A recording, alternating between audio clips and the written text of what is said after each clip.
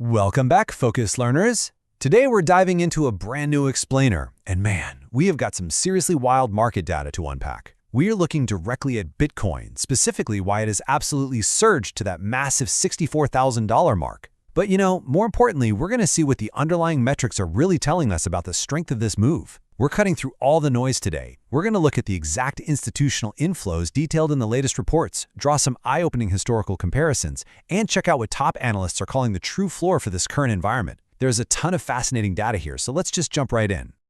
Okay, let's dive into this. $64,000. The reports are practically screaming that this is not just some random tick on a chart. It is a towering financial barrier, both psychologically and technically. So why is this specific number just so heavy? Well, the data shows that whenever Bitcoin gets near this price point, we see this huge concentration of options expiring, along with massive shifts in open interest across the derivatives markets. Order books are historically stacked with heavy sell walls right around this 64 to 65K zone. Honestly, it's a massive break-even point for a ton of historical buyers. And clearing this level? The institutional analysis tells us it requires immense, sustained buying volume. We aren't talking about retail excitement here. We're talking about serious, structured capital. The gravity of $64,000 is absolutely undeniable. It's essentially the ultimate battleground between macroeconomic headwinds and structural network adoption. But here's what makes this specific moment in the data so incredibly fascinating. We are here again. And honestly, that brilliantly illustrates a major shift when you look at the historical context. The sources emphasize that we can't just look at the price tag. We have to look at the underlying market conditions of the last time we touched 64K compared to right now. Last time we climbed this mountain, the reports note it was largely driven by retail mania, insane leverage, and just widespread social media hype, a totally different capital structure. Today, though, the research paints a completely contrasting picture. Analysts are tracking a massive shift in the type of capital holding the asset. It's driven heavily by spot ETF inflows and traditional finance integration. Wall Street vehicles are literally absorbing the daily mined supply at a rate we just didn't see during the last cycle. So yes, the market has returned to this exact threshold, but the foundation beneath it, the institutional holding pattern, is fundamentally totally different. So the crucial point is, how do we pivot from this historical context into actual projections? We're stepping away from a concrete financial milestone and into the unknown. But contrary to what you might think, we aren't stepping into a complete void here. Markets are always uncertain, sure, but our sources give us some incredibly robust models to map out specific scenarios. The analysts are basically laying out two distinct paths. First, the bullish case.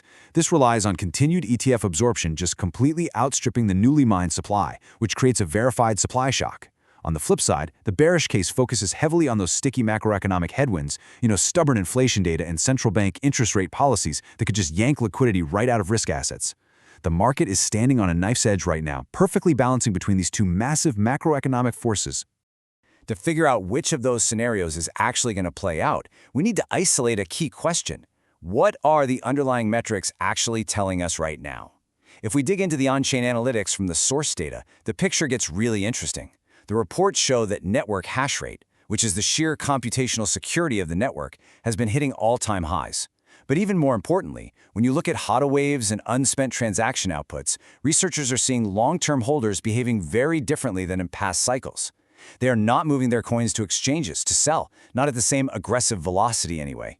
So what this means, according to the data, is that the circulating supply actually available for purchase is tightly constricting. The what here isn't some huge mystery. It's a measurable reduction in liquid supply paired right alongside a measurable increase in institutional demand.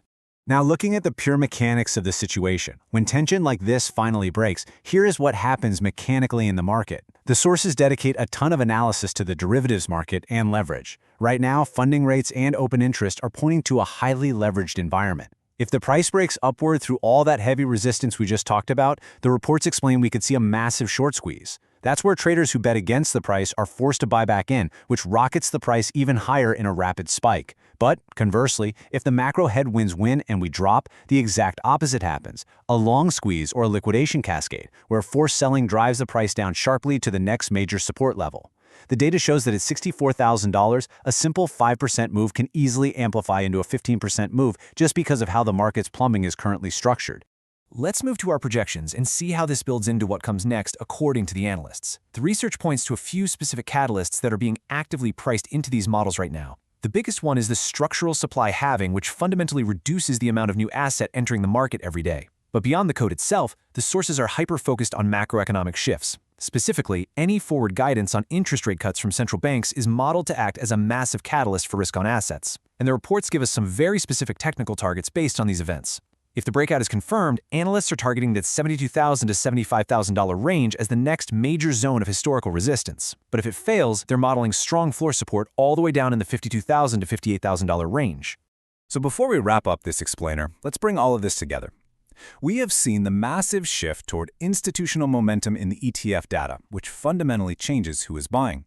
We understand the intense historical and technical resistance sitting right at this specific $64,000 price point. And we've mapped out the potential breakout triggers, from supply shocks to leverage cascades and macro policy shifts. The models are clear, the data is laid out, and the structural differences from the last cycle are absolutely undeniable. We have the asset, we have the metrics, but the reality of exactly which catalyst fires first, well, that remains the ultimate variable. So I'm going to leave you with this one, defining question to keep in mind as you watch the charts and apply these insights. With all these powerful, conflicting forces converging right at this exact barrier, what happens next?